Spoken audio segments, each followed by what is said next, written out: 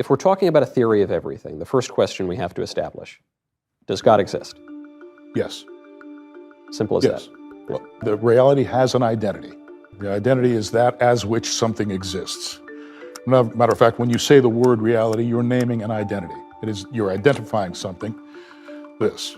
I'm smiling because your answer on this is so beautiful. It just reminds me of Moses at the burning bush. And Moses at the burning bush says, "Who shall I tell the people that you are?" Talking to God. And God says, "Tell them I am that I am." That's right. I am identity itself. I'm being himself. That's exactly right. And that's what the CTMU says. It just comes up with the mathematical structure that you need to build a reality out of that. You see? So you come up with that identity and then you search it for its properties. You see, once you've built the preliminary framework, then you start deducing the properties of this identity, and you find out that those properties match those of God as described in most of the world's major religions. Buddhism, Taoism, Hinduism, Vedism. Of course, Hinduism and Vedism, they have a God. Taoism, their central principle is the way, or the Tao, okay? And they don't see Tao as God. Yep. And then in Buddhism, of course, you've got, they are trying basically to achieve sunyata, or emptiness, right? Which is, a lot of Buddhists don't even understand what that's supposed to mean. But once again, there's no God there. You can kind of read God implicitly. Some Buddhists, I've talked to Buddhists who actually think that there is a God in Buddhism of a sort. But that concept of pure consciousness is what it is, okay? And if you ask them, well, whose consciousness are you talking about? They will point at themselves and say, my consciousness. In a way, they kind of attribute the existence of everything to themselves. But anyway, when you look at what they've all got, you come down to the same thing. Everybody has the Tao, or the way, that's the way reality works, right? And everybody, has sunyata, which is pure syntax, right? Pure cognition with no instantiation, no content, right? And then you've got what the Abrahamic religions call God. It's all the same thing, okay? But what are its properties? Okay, are its properties such that you can deny the existence of God, or are its properties such that God definitely has to exist? And the answer is, God exists.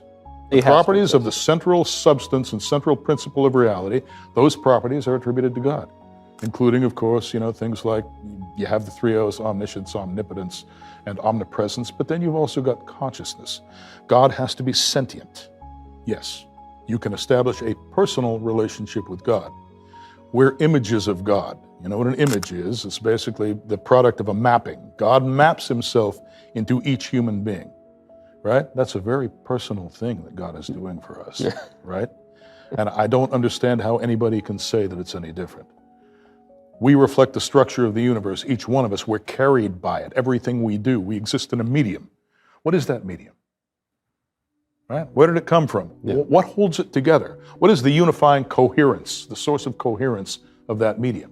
Is your claim a pantheistic claim that God is the universe, or the universe is God, and that's that? Or no? Or is God outside of the universe and created? God is greater than, what is the universe? Damned if I know. You ever hear of the simulation hypothesis? Yes. Okay, well, the simulation hypothesis is basically the idea that the reality we see around us, physical reality, is simulated on some sort of an automaton or a computer. The idea is that you've got some kind of an automaton running, you've got a simulation running on it. And God, it's more panentheistic. You know what panentheism is? The idea is that you've got the physical universe that you see around you, but God is not confined to the physical universe. Okay. An ordinary pantheist assumes that God is somehow confined to the universe, that there is just what we see around us and God is in every piece of it. God is distributed over it. Yeah. But it's a little bit more complex than that, because this part of the universe that we see around us cannot exist just by itself. Yeah. Okay? There are certain things that it entails. And when you go into those entailments, that's how you get to God. That's how you get to the identity of reality. Okay, and now to get back to the reality of self-simulation, or at least that's what I call it, self-simulation. But to get back to the simulation hypothesis, that we're living in the display of that simulation. In addition to the display, there is also a processing aspect, okay? And God, it captures both of those things. He captures both the display and the processor. What do you mean? I hate to put it in the... Well, I mean, okay, here's the display. You realize the display contains states. Yep. Okay, you see things, the objects contain states. States are static. Yep. That's why they're called states. Yeah. Okay, static. How do they change? Well, they have to be processed. Something has to be processed. Yeah. And in the calculus, for example, those are tiny little infinitesimal intervals.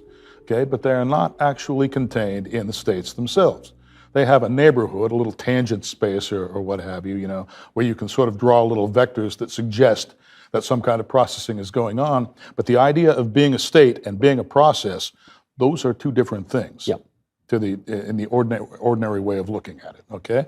It turns out that you can't properly describe reality and causation at all unless you put those things together somehow. And that's what it takes God to do, okay? God provides the processing functionality for your state. You have an internal state, an external state. You're a material human being, right? Like to explain how that is changing through time, and maintaining its coherence through time, even as it changes, that's what you need God for. How do I make sense of consciousness?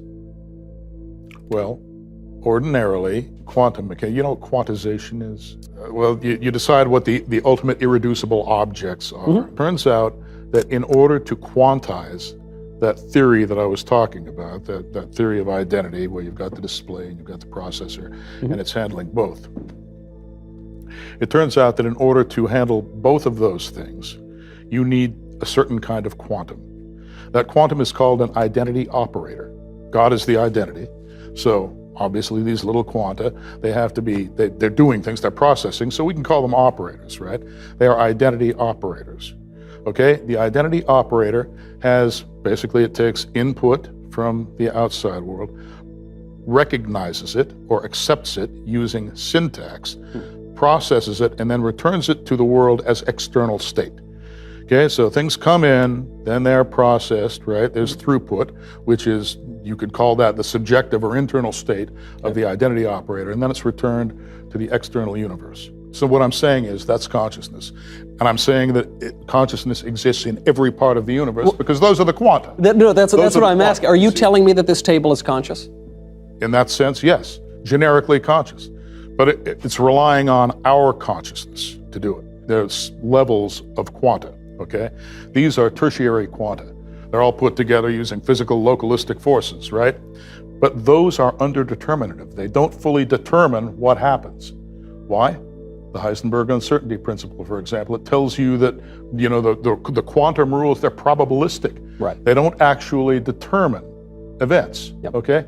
So what determines events? We do. We don't know how we do it, but we do it. When everybody's will is put together, we're all creating the best possible universe we can for ourselves. And God is what harmonizes all of our different perspectives and makes things happen for all of us at the same time. And if we were doing things correctly, this would be the best of all possible worlds. Sadly, however, we oftentimes make mistakes. And that's what we have to get out of doing, but we can't get out of doing it until we understand what reality is, what we are, and what the relationship between those two things is. Reality is actually generative, okay? It's not a fixed manifold. Everything is being created all the time. Not just our states. Our states are being recreated, right? I can cross my legs, I can uncross my leg. That's the changing state. Yeah. But the medium around us is changing. When I look at you, I'm seeing Michael Knowles, okay? I'm seeing you sitting there. But that means that I'm seeing your boundary. I'm seeing what distinguishes you from the external environment, right? There's a medium around you. So I have to be regenerating that at the same time as I'm regenerating your state in my head, okay? When I say regenerating, there's a reason I'm doing that. I could also say I'm recognizing Michael Knowles, I'm recognizing your state right now, but I'm also recognizing the state of the medium around you, because otherwise I wouldn't be able to distinguish you from the medium and you wouldn't exist at all. In the universe, everything changes with time. You're actually, in the theory of relativity, for example, all the points are events. Yep. Okay, and that means that there's a time parameter involved. Okay? God is outside of time and space. Well, God distributes over time and space, and there's some left over. Time and space is static. It's a display. Yeah. Imagine that you're a little homunculus inside a computer display, like the Matrix, for example, okay? God not only distributes over that, but there's a whole other domain where God exists. And that's the processing domain. That's the non-terminal domain in the CTMU. We're in the terminal domain, right? And most physicists, when they try to reason about the terminal domain, they reason under physical confinement. Okay, well, I can only look at physics. And I have to use what I know about physics, what I can observe about physics, to explain everything else that I explain. So they have that kind of explanatory closure going right there. So speaking of this non-terminal domain, in a really basic question, I'm not going to ask you if I'm going to go to heaven or hell, but will I go to either heaven or hell? You will persist after you die, okay? Where you go depends on who Michael Knowles really is. And you would know that better than anyone. Yeah, I hope I know that better than. But you're telling me I'm going somewhere. Yes. You're confident of that. I don't just evaporate. I don't just turn into oblivion. Well, you can. If you displease God, that's exactly what's going to happen to you. God is going to cut you off, and he's going to say, I can't see him anymore. He's going to turn away from you, and then you won't be able to reunite. Salvation will be impossible for you, because salvation means that God has got to pull you back into himself. Right. Okay, but God doesn't want to see you anymore. He doesn't even know you exist. He knows your physical body is there, but he's not interested anymore, because you hate him, you deny his existence, you offend him, so he's not going to look at you, right? So now what happens? Well, okay, you're dead. You still want to live. There's something in you that still desperately wants to live, so it's still going to be there. What happens now? Well, you try to create your own world for yourself, but if you're a bad person or you're an evil person, what kind of world is that going to be? It's going to be an evil world, and that's what we call hell. This is what John Milton says in The Mouth of Satan. He says, the mind is its own place, and it can make a hell of heaven or heaven a hell. Now you got it. Once again, what is reality? Is reality just stuff out there? No. Reality has a mental aspect, right? And once you admit that basically everything has a mental aspect, then of course what's going on in your mind is real. It takes on a kind of reality. It's not the same as physical reality. It is nevertheless real. Are angels and demons real? Yes. Yes. I think so too. Is there a fear that if you take some of these drugs, you might be letting in the wrong guys? That's a problem, isn't it? And that's a problem that I think a lot of people have encountered. You have to be a certain kind of person to be able to handle these drugs and not be sucked under by them, okay? Because once your mind is messed with in that way, something else, it's weakened, you're not exactly in control anymore, something else can come in and grab it. And if you open up that gap that I was talking about, what can come into that gap might not be good for you. God is real, angels are real, demons are real. Is the devil real? Oh, yes. Yes, well, it has to be. We were talking about Michael Knowles being surrounded by the medium, and you've got a boundary. Well, God has a boundary too. He's got a very tight boundary. He is perfect. He can't take anything resembling imperfection, right? He can't take it into himself, because that would be a contradiction. Okay, so God needs an antithesis in order to be properly defined. What is that antithesis? Anti-God, or Satan. So it definitely exists. Now, Satan isn't coherent, because, he basically hates existence. Nevertheless, he gains coherence through human beings, through secondary tellers, as they're called in the CTMU. In other words, Satan can nucleate power structures, for example, things like corporations and governments, where you've got people in there that can be acquired as resources, and there's a kind of skeleton, a corporate organization, a governmental, organization that's holding them together, holding them in place, that can be exploited. Saying the devil lacks coherence. Coherence is what brings everything into superposition, right, with itself. In other words, it allows something to, this is going to sound a little bit paradoxical, allows something to communicate non-locally with itself, right? All of its possible states are in superposition. They exist all at once.